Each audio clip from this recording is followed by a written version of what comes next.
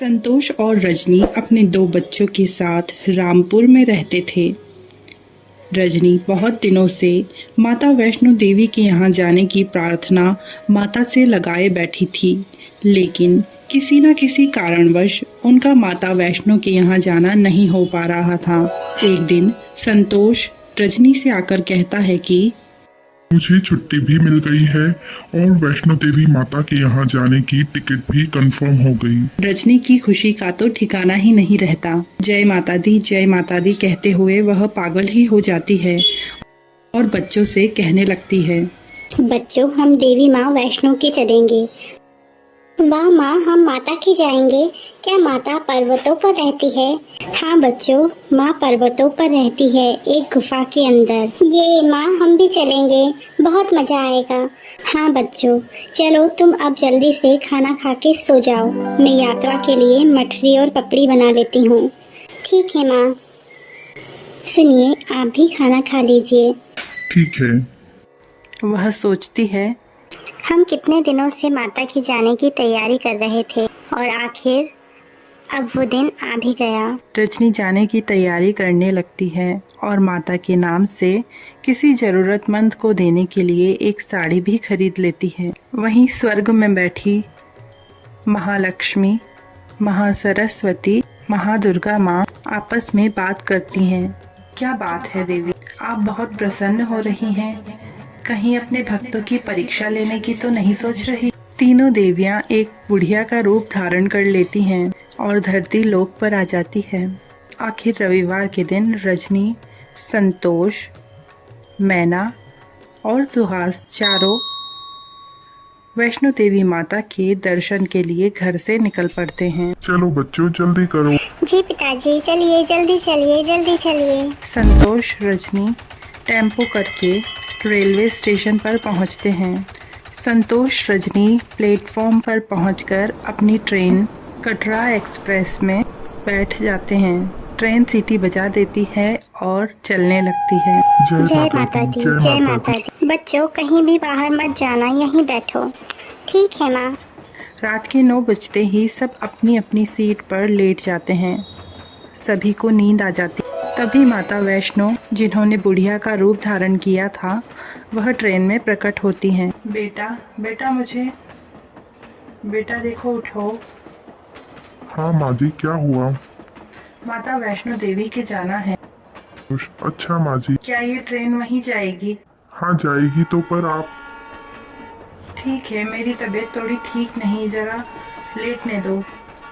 संतोष खड़ा हो जाता है और माताजी लेट जाती हैं। पर माता जी, मेरे पास एक ही सीट है और बाकी पर मेरे परिवार सोया हुआ है। बेटा, मेरी तबीयत थोड़ी खराब है।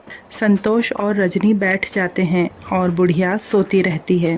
हम लोग तो कल सुबह पहुँचेंगे और ये माँ जी तो गले ही पड़ गई हैं। देखो, कहीं ट्रेन में कोई दूसरी सीट मिल जाए, पूछ कर आ जाइए। पूछ चुका हूँ और कोई सीट नहीं है। लगता है अब बैठकर ही ये यात्रा करनी पड़ेगी। माता दुर्गा दोनों को बैठे हुए देखकर मुस्कुराती हैं। सुबह के 4 बजे। अरे बेटा रजनी, मुझे जरा शंका के लिए ले चलो। जी माँ जी, पर आपको मेरा नाम कैसे पता? मैंने ट्रेन में ही सुना होगा बेटा। ठीक है, ले चलती हूँ। आपके साथ कोई नहीं आया? हाँ बेटा, मेरा घर कटरा में ही है। मेरे बच्चे मुझसे मिलने आने वाले हैं, तो मुझे वहाँ कल ही पहुँचना है। अच्छा, लेकिन इस उम्र में अकेले? तो क्या, तुम मेरे बच्चे ही तो हो। देखो मेरा कितना ध्यान रख रहे हो। जी माँ जी। अब तुम ही ले चलो। रजनी मन ही मन सोचती है, अरे यह माँ जी तो बड़ी चिपकू है, सच में परेशान ही करे जा रही है। आखिर इस उम्र में क्या जरूरत है अकेले जाने की, जब अपने आप को संभाल नहीं सकती। अरे कुछ कहा बेटी तुमने? क्या? कुछ नहीं। तुम्हें बुरा लग रहा होगा कि मैं तुम्हारी सीट पर सो रही हूँ। मैं दूसरी गाड़ी से चली जाऊंगी बेटा। अरे नहीं माँ जी, आप हमारे ही साथ चलिए।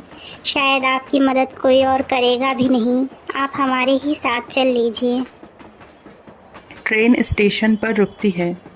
अगला स्टेशन कटरा ही है माँ जी। कुछ देर संतोष और रजनी की भी आंख लग जाती है। और माता वैष्णो वहाँ से अंतर्ध्यान हो जाती है। माता वैष्णो की योग माया से सोए हुए संतोष और रजनी सुबह उठ जाते हैं। तब संतोष और रजनी एक दूसरे से बात करते हैं और कहते हैं कि माँ जी तो यहीं थी, अब कहाँ चली गई। तब संतोष कहता है कि हो सकता है वो कहीं आगे जाकर बैठ गई हो। चलो स्टेशन आ गया है। हाँ बेटा चलो। कटरा पहुंचकर बच्चे और रजनी के साथ संतोष कटरा स्टेशन पर एक होटल में नहा धोकर अपनी यात्रा के लिए निकल पड़ते हैं। चलो चलते हैं माता के भवन। चलो चलो। संतोष, रजनी और दोनों बच्चे माँ बाणगंगा, चरण पादुका, गर्भजोन अर्धकुमारी होकर वैष्णो देवी की गुफा में पहुंचते हैं। जब वे अंदर गुफा में दर्शन के लिए जाते हैं तभी अंदर वही बुढ़िया माँ उन्हें दिखती है। अरे माता जी आप यहाँ। हाँ बच्चों, मैं तुम्हारा ही इंतजार कर रही थी। मैंने कहा था ना मेरे बच्चे मुझसे मिलने आने वाले हैं। हाँ कहाँ हैं आपके बच्चे? इस पर बुढ़िया माँ हंसने लगती है और अंतर्ध्यान हो जाती है और तीनों देवियाँ साक्षात प्रकट हो जाती हैं। संतोष, रजनी और बच्चों को आशीर्वाद देती हैं और कहती हैं कि हम तुम्हारी भक्ति से प्रसन्न हैं बच्चों, तुम परीक्षा में सफल हुए। तीनों देवियां पिंडी में समाहित हो जाती हैं और भवन जयकारे से गूंज उठता है। जय माता दी, जय माता दी, जय माता दी, जय माता दी। संतोष, रजनी और बच्चे भैरव बाबा के दर्शन कर घर लौट आते हैं।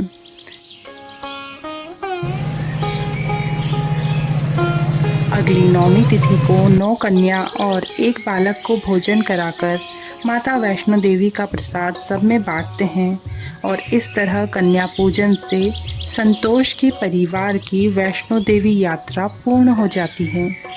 महालक्ष्मी, महासरस्वती और महादुर्गा माता की जय। जय माता दी, जय माता दी। वैष्णो देवी यात्रा की ये कहानी आपको कैसी लगी कमेंट करके ज़रूर बताएं। वीडियो को लाइक और चैनल को सब्सक्राइब करना ना भूलें। जय माता दी।